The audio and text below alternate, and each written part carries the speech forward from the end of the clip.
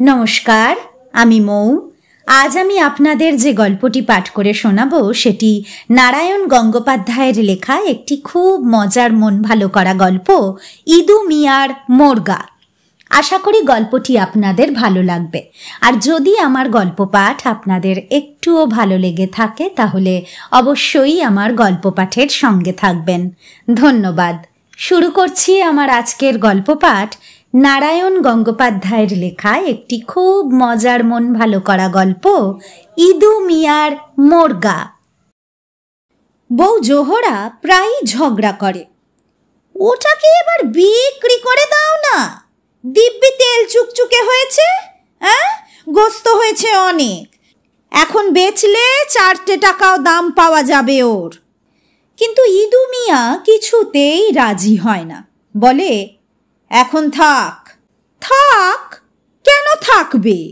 খাসি মোরগ গোস্ত খাওয়া ছাড়া তো আর কোনো কাজে লাগবে না, মিথ্যে পুষে লাভ কি? ওকে পুষতে তোমার কি খুব খরচ হচ্ছে? ইদু মিয়া কান থেকে একটা বিড়ি নামায়, ঘরের খুদকুড়ো আর আদারে পাদারে যা পায় কুড়িয়ে খেয়ে বেড়ায়, ওর জন্যে তোমার চোখ টাটায় কেন? জোহরা বলে, এমনি টাটায় না, আর কদিন পরে বুড়ো হয়ে যাবে, পোকা পড়বে গায়ে, শক্ত ছিবড়ে হয়ে যাবে মাংস, 8 গন্ডা পয়সাও কেউ দেবে না তখন। দরকার নেই, দরকার নেই, ও যেমন আছে তেমনি থাক। শুনে গা জ্বালা করে জোহরার। বেশ তো, বেচো না তুমি, একদিন নিজেই আমি ওটাকে কেটে উনুনে চড়াবো। বিড়িটা ধরাতে ধরাতে শান্ত কঠিন গলায় ইদু মিয়া বলে, তাহলে সেদিনই আমি পাড়াপড়শি জড়ো করবো সমস্ত, তারপর সকলের সামনে চেঁচিয়ে 3 বার বলবো তালাক তালাক তালাক, এই বলে দিলাম। এত বড় কথা তুমি বলতে পারলে আমাকে? আমার চাইতে ওই খাসি মোরগটাই বড় হলো তোমার কাছে? জোহরার চোখে জল আসে। বেশ তো, তাই হোক, আমাকে তুমি তালাকই দাও। জোহরার চোখের জল অনেকবারই অনেক অঘটন ঘটিয়েছে ইদু মিয়ার জীবনে। ডাইনে চলতে গিয়ে অনেকবার বাঁয়ে ঘুরেছে, যাদের সঙ্গে দাঙ্গা করতে চেয়েছিল আপোষ করে নিতে হয়েছে তাদের সঙ্গে। কিন্তু এই একটি মাত্র ক্ষেত্রে ইদু মিয়া কিছুতেই বশ মানতে রাজি নয়। কি যে টান তার পড়েছে ওই খাসি মোরগটার উপরে, নিজেও খাবে না, কাউকে বিক্রিও করবে না। খরিদ্দার এসে হয়তো বলে, কাল দাওয়াত আছে, তোমার খাসি মোরগটা হলে বেশ কুলিয়ে যায়। খাসি মোরগটা না হলেও তোমার কুলিয়ে যাবে মিয়া, আরও 10টা তো রয়েছে, যেটা খুশি বেছে নাও না, ওটা আমি বেচবো না। বেচবে না? কেন বেচবে না? 3 টাকা দিচ্ছি। 10 টাকাতেও বেচবো না। হঠাৎ এত দরদ কেন? ধর্ম বেটা নাকি তোমার? আমার যাই হোক, তোমার কি? ইদু মিয়া চটে ওঠে, ওটা আমি বেচবো না, এই আমার পাকা কথা, ব্যাস। লোক জানাজানি হয়ে গেছে এখন। খাসি মোরগটা ইদু মিয়ার ধর্ম বেটা। শুধু গজগজ করে জোহরা, এত হাঁস মুরগি শেয়ালে ভামে খেয়ে যায়, ওটাকে তো ছোঁয়ও না, ওটা জমেরও অরুচি। ইদু মিয়া বিষণ্ণ হয়ে বসে থাকে। একটা কথা গলার কাছে এসে থমকে দাঁড়ায়, কিন্তু কোনো মতেই বলতে পারে না সেটা। কেমন সংকোচ আসে, কেমন মনে হয় কেউ তাকে বুঝবে না। সে নিজেই কি বোঝে কেন এমনটা হলো? জ্ঞান হওয়ার পর থেকে হাজার হাজার মুরগি জবাই দিয়েছে সে, আজও দিতে হয়। কিন্তু মাত্র 2 বছর আগে বাড়িতে কুটুম এসেছিল, মুরগি কাটতে হবে। প্রথমেই ইদু মিয়ার নজর পড়েছিল ওটার দিকে। দিনের বেলা মুরগি ধরা সহজ নয়। 5-6 জন মিলে ওটার পেছনে ছুটোছুটি শুরু করে দিলে সারা উঠোনময় দৌড়ঝাঁপ চলতেই লাগলো। ইদু উঠোনের পেয়ারা তলায় বসে দেখছিল ব্যাপারটা। মোরগা হয়তো টের পেয়েছিল, যেমন করে সমস্ত প্রাণীই টের পায়। যে কারণে কসাই এসে দড়ি ধরলে গরু কিছুতেই নড়তে চায় না, যে কারণে ছুরি আনবার আগেই পাঁঠা ব্যয় ব্যয় করতে থাকে, সেই কারণেই ওটা কিছুতেই ধরা দিতে চাইছিল না। তারপর যখন দেখল আর আত্মরক্ষার কোনো আশাই নেই, তখন পাগলের মতো ছুটতে ছুটতে একেবারে ইদু মিয়ার কোলের মধ্যে এসে পড়ল। ইদু তৎক্ষণাৎ ওর গলা টিপে ধরতেই যাচ্ছিল, কিন্তু থমকে গেল হঠাৎ। থরথর করে একটা অদ্ভুত ভয়ে কাঁপছে মোরগটা, বিচিত্র কাতর প্রার্থনায় তাকাচ্ছে তার দিকে, আর ভয়ার্ত শিশুর মতো আশ্রয় খুঁজছে তার বুকের ভেতরে। একটা আশ্চর্য করুণায় ইদুর সমস্ত মন ভরে উঠল। মোরগাটাকে বুকে জড়িয়ে ধরে সে উঠে দাঁড়ালো, বললে, এটা থাক, অন্য মুরগি জবাই হবে আজ। সেই থেকেই ওটা গোকুলে বাড়ছে।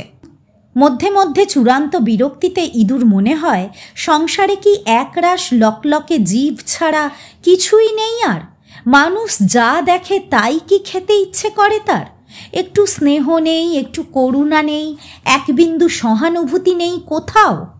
বাইরে থেকে কক কক আওয়াজ উঠল একটা, তারপরেই ক্যাঁ ক্যাঁ করে কয়েকটা তীব্র আর্তনাদ। সন্দেহ নেই ওই খাসি মোরগাটারই গলা। ইদু দাঁড়িয়ে উঠল তড়াক করে।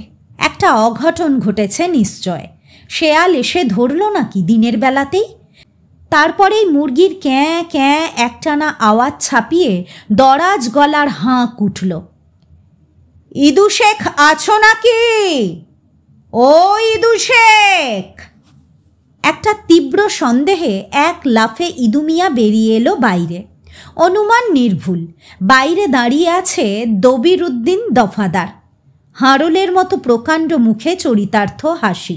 তার হাতের ভেতরে মোরগটা প্রাণপণে ছটফট করছে আর চিৎকার জুড়ে দিয়েছে তারস্বরে।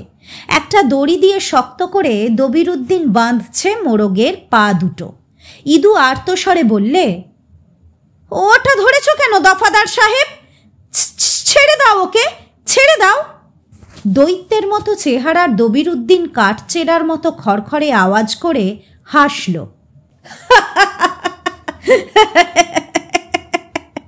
বড় জবরদস্ত মোরগা মিয়া, এমনটি সহজে দেখা যায় না। ধরেছি যখন আর ছাড়ছি না। কত দাম চাও বলো? খোদার কসম, আমি ওটা বেচবো না। দবিরউদ্দিন কথা বাড়াবার দরকারই বোধ করল না। খাকি রঙের সরকারি জামাটার পকেটে হাত দিয়ে দুটো রূপোর টাকা বার করে আনলো। তারপর ঠনঠন করে ইদুর সামনে ছুঁড়ে দিয়ে বলল, 1.5 টাকার বেশি দাম হয় না, এই নাও, পুরো 2 টাকাই দিলাম। ইদু প্রায় হাহাকার করে উঠল, ওকে ছেড়ে দাও দফাদার সাহেব, আল্লাহর দোহাই ছেড়ে দাও ওকে। আমি কিছুতেই প্রাণে ধরে ওটাকে কাটতে দিতে পারবো না। শেষে মোরগটার ওপর দরদ উথলে উঠেছে নাকি? সোভান আল্লাহ। আবার কাঠচেরার মতো করে আওয়াজ তুলে হাসল দফাদার। তারপর হাঁটতে শুরু করলে গজেন্দ্র গমনে। মোরগটার কাতর আর্তনাদ যেন ছুরির পোঁচের মতো ইদুর বুকে এসে বিঁধতে লাগল।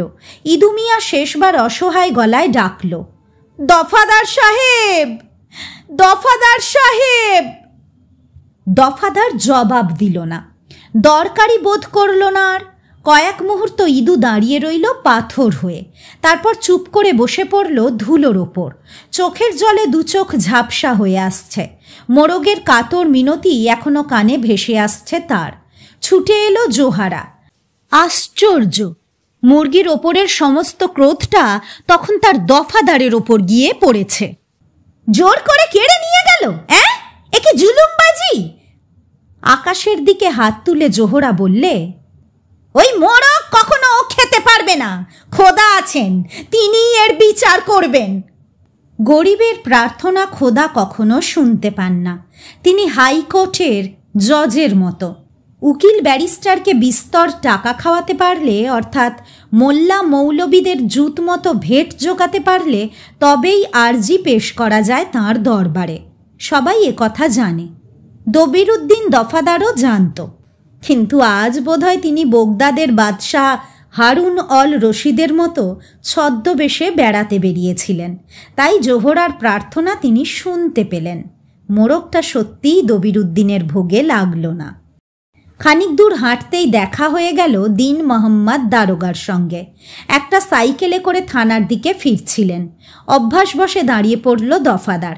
সজোরে সেলাম ঠুকল একটা। দারোগা পাশ কাটিয়ে বেরিয়েই যাচ্ছিলেন। ঝাঁ করে নেমে পড়লেন হঠাৎ। তার চোখ মোরগের দিকে গিয়ে পড়েছে। খাসা মোরগটা তো দফাদার, কিনলে নাকি? মুহূর্তে দফাদারের বুক শুকিয়ে গেল। জি হুজুর, কিনলাম বই কি, বিনে পয়সায় আমাদের আর কে দিচ্ছে এসব? বড় ভালো চিজ, আজকাল এমনটি আর দেখাই যায় না। দারোগা ঠোঁট চাটলেন। জি হ্যাঁ, সন্ত্রস্ত গলায় দফাদার জবাব দিলে। দারোগা আরেকবার মোরগটার দিকে তাকালেন। তাকিয়ে দেখলেন মোটা মোটা পা দুটোর দিকে। সঙ্গে সঙ্গে ওটা হাঁড়ি কাবাবে পরিণত হয়ে গেল। রসুন, ঘি আর মশলা জর্জরিত বাদামি রঙের হাঁড়ি কাবাবটি যেন একেবারে দারোগার নাকের সামনেই দুলতে লাগলো। আর ওই সঙ্গে যদি পোলাও হয়, এরপরে আর চক্ষু লজ্জার আবরণ রাখলেন না দারোগা। দাও হে দফাদার, ওটা আমার সাইকেলেই বেঁধে দাও। দবিরুদ্দিন মুখ কালো করে বললে, কিন্তু হুজুর। দারোগা সংক্ষেপে বললেন, ঠিক আছে, তুমি আর একটা কিনে নিও। কত দিতে হবে দাম? ক্রোধে হতাশায় দবিরুদ্দিনের চোখ ধকধক করে উঠল। মুখের গ্রাস যখন কেড়ে খাবেই, তখন কিসের এত খাতির? দবিরুদ্দিন শুকনো গলায় বললে, 3 টাকা দেবেন হুজুর। 3 টাকা? চোখ কুঁচকে কিছুক্ষণ তাকিয়ে রইলেন দারোগা। 3টে টাকার জন্যে নয়, আশ্চর্য হয়ে গেছেন দবিরুদ্দিনের দুঃসাহস দেখে। 20 বছরের চাকরি জীবনে এ অভিজ্ঞতা তাঁর প্রথম। তাঁরই দফাদার একটা মুরগির দাম দাবি করে তাঁর কাছ থেকে। পকেট থেকে 3টি টাকা বের করে দারোগা ছড়িয়ে দিলেন রাস্তার ওপর। দবিরুদ্দিন ইদুমিয়া নয়, সঙ্গে সঙ্গে টাকা 3টে কুড়িয়ে নিল সে। দারোগা মনে মনে বললেন, আচ্ছা থাকো, এই 3 টাকার শোধ আমি তুলে নেব। সাইকেলে মুরগিটা ঝুলিয়ে দারোগা চললেন। সেই অবস্থাতেই একবার টিপে দেখলেন মোরগটা একেবারে শীষের মতো ঠাসা। মোরগ আবার ক্যাঁক ক্যাঁক শব্দে আর্তনাদ তুলল। দারোগার কানে শব্দটা যেন মধুবর্ষণ করতে লাগলো। না, ঠকা হয়নি 3 টাকায়। অত্যন্ত উৎসাহের সঙ্গে প্যাডেল করে চললেন দারোগা। বড় বিবি খানদানি ঘরের মেয়ে। ওদের কোন পূর্বপুরুষ নাকি মেটে বুরুজে নবাব ওয়াজেদ আলীর খাস বাবুর্চি ছিল। সেই পূর্বপুরুষের গুণপনা বড় বিবির মধ্যে এসেও বর্তেছে। চমৎকার রান্নার হাত বড় বিবির। খেতেও হয় না, সে রান্নার খুশবুতেই মেজাজ খোশ হয়ে যায়। যেন অদৃশ্য সুতোয় বাঁধা হাঁড়ি কাবাবটা নাকের সামনে দুলছে এখনো। দারোগা গুনগুন করে মহাব্বাতে দিল ছবির একখানা গান গাইতে শুরু করে দিলেন। কিন্তু থানার কম্পাউন্ডে ঢুকেই চক্ষু স্থির। বারান্দায় একখানা চেয়ার টেনে বসে আছেন ইন্সপেক্টর ইমতিয়াজ চৌধুরী। জমাদার জামান মিয়া পাশে কুঁজো হয়ে দাঁড়িয়ে আছে। আর ইন্সপেক্টরের আর্দালি আব্দুল প্রায় কাঁদিখানেক ডাব নিয়ে কাটতে বসেছে। দারোগা দিন মোহাম্মদ টেরা হয়ে গেলেন। ইন্সপেক্টর ইমতিয়াজ চৌধুরী অত্যন্ত প্যাঁচালো লোক। মহকুমার একটি দারোগাও তাঁর জ্বালায় স্বস্তিতে থাকতে পারে না। তার উপর দিন মোহাম্মদকে তিনি মোটেই নেক নজরে দেখেন না। ছিদ্র খুঁজে বেড়াচ্ছেন রাত দিন। বারান্দায় সাইকেলটা হেলিয়ে রেখে শশব্যস্তে দারোগা ওপরে উঠে এলেন।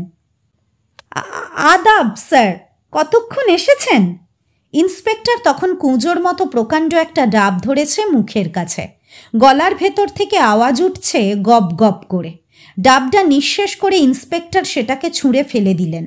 মুখ মুছলেন রুমালে, একটা ঢেঁকুর তুললেন। তারপর গোটা কয়েক নিঃশ্বাস ফেললেন বড় বড়। নাক থেকে কোঁত কোঁত করে কেমন যেন শব্দ বেরিয়ে এলো খানিকটা। ইন্সপেক্টর বললেন, এই কিছুক্ষণ হলো এসেছি। সাপুইহাটির ডাকাতি কেসটা নিয়ে একটু দরকারি আলোচনা আছে আপনার সঙ্গে, তাছাড়া ইন্সপেকশনও করব। মনে মনে একটা অশ্রাব্য গালাগালি উচ্চারণ করলেন দারোগা।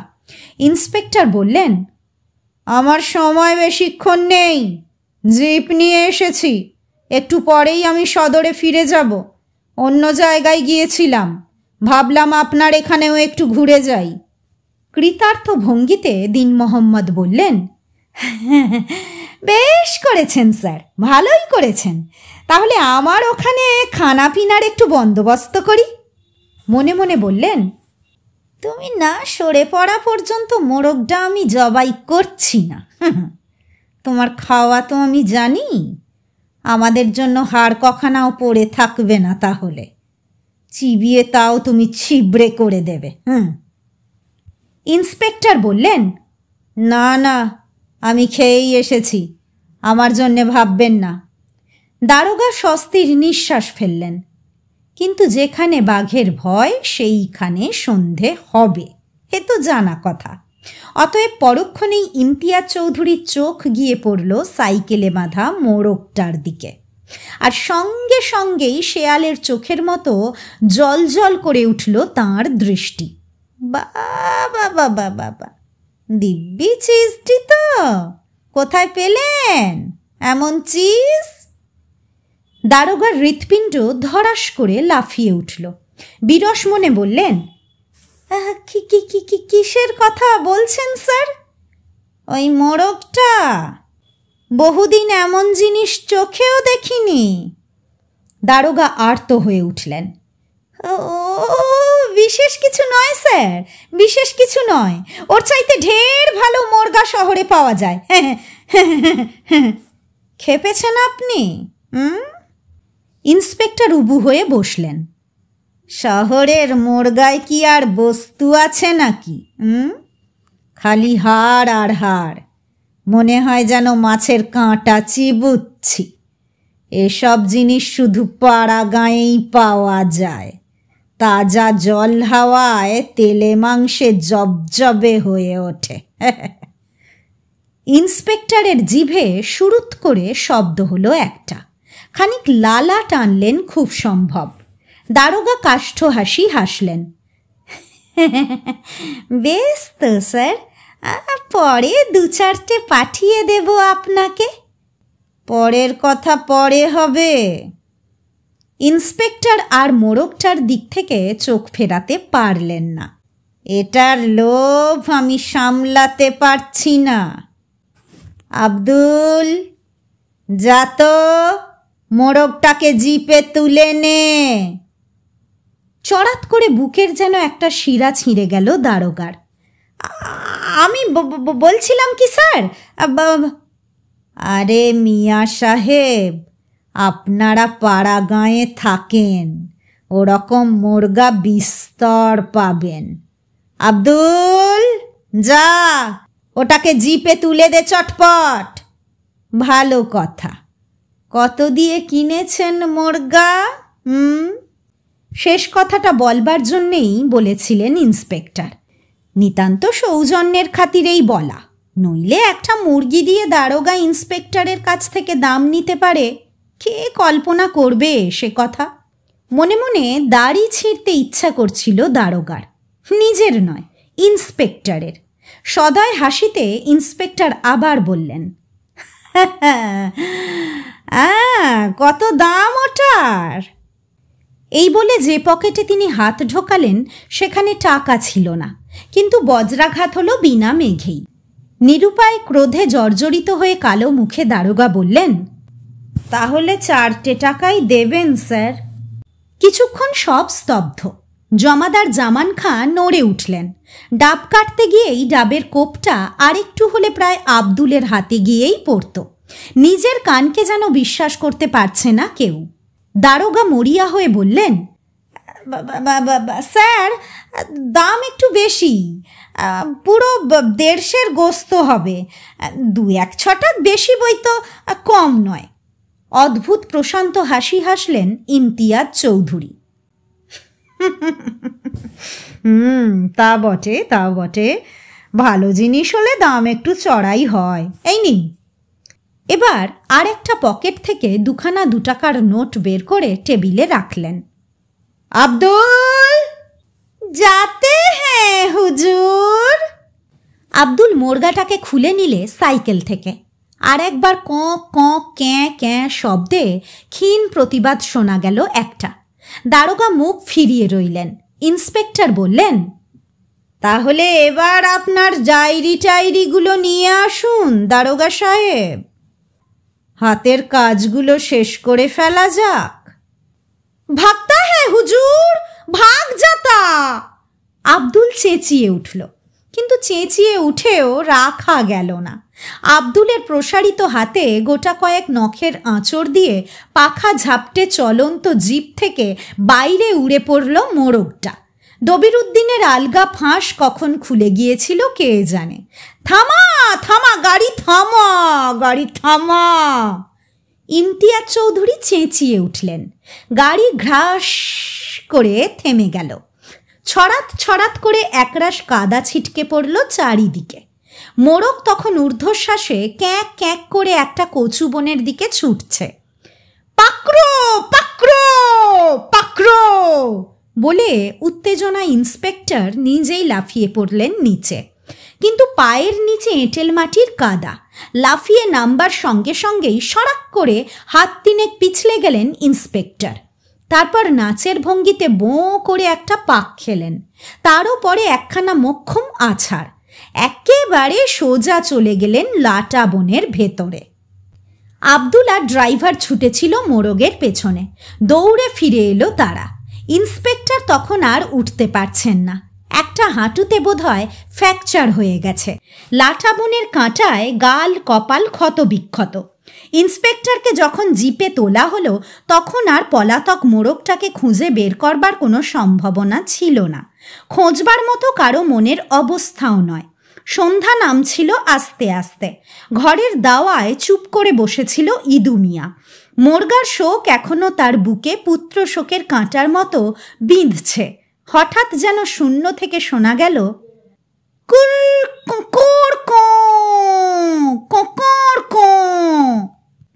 ইদু মিয়া চমকে উঠল। সেই ডাক ভুল শুনছে না তো, নাকি মোরগটার প্রেত আত্মা মায়ার টানে শূন্য থেকে জানান দিয়ে গেল? আবার সেই ডাক, কক কক কোকর কো। উঠোন থেকে চেঁচিয়ে উঠল জোহরা, সাহেব তোমার মোরগ ফিরে এসেছে, বসে আছে চালের ওপর। ইদু লাফিয়ে নেমে পড়ল উঠোনে। সত্যিই ফিরে এসেছে। গাঁয়ের মোরগ বহু দূর পর্যন্ত চড়ে বেড়ায়। মাইলখানেক রাস্তা চিনে আসতে খুব অসুবিধে হয়নি তার। চালের ওপর বসে তৃতীয়বার মোরগ জয়ধ্বনি করল। তারপর ঝটপট করে উড়ে পড়ল উঠোনে। বিজয়ী সম্রাটের মতো মন্থর গতিতে এগিয়ে চলল নিজের খোঁয়ারের দিকে। আরও 3টে ছোট ছোট ঘটনা ঘটল তারপরে। কর্তব্যের গুরুতর অবহেলার জন্যে 1 মাস পরে দারোগার রিপোর্টে দবিরুদ্দিন দফাদারের চাকরি চলে গেল। প্রায় 1.5 মাস পরে ভাঙা হাঁটুতে জোর লাগল ইন্সপেক্টর ইমতিয়াজ চৌধুরীর। আরও 3 মাস পর সাপুইহাটির ডাকাতির ব্যাপারে ঘুষ নেওয়ার অভিযোগে সাসপেন্ড হয়ে গেলেন দারোগা দিন মোহাম্মদ।